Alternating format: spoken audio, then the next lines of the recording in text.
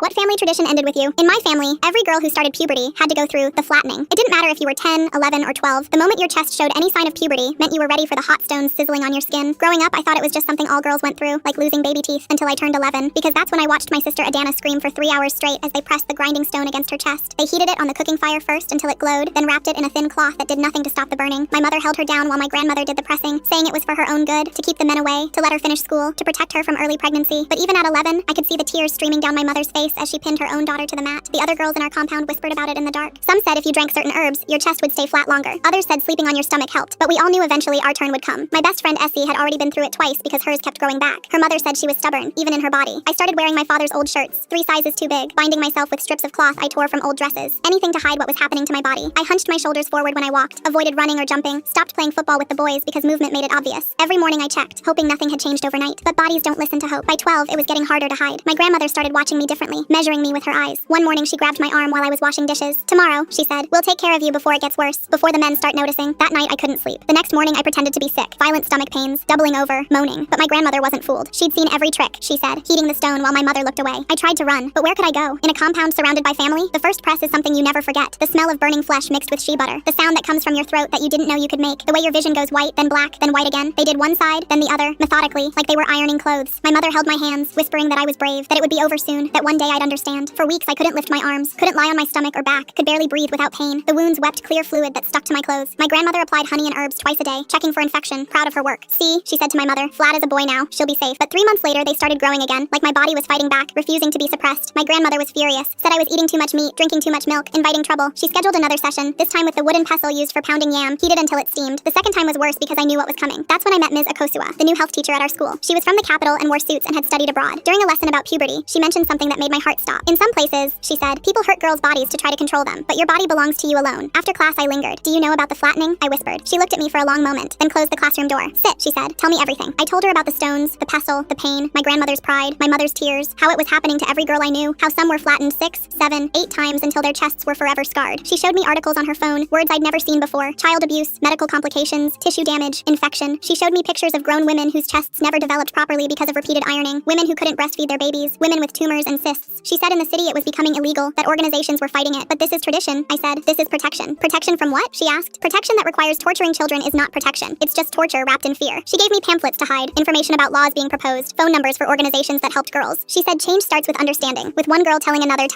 The next morning, as my grandmother heated the stones, a car pulled up. Health officials with papers, with authority. My grandmother tried to resist, but they knew the law, knew their rights. They examined me, documented the scars, took statements, and that's when everything changed. Not just for me, but for our whole compound. Full story on channel, link below.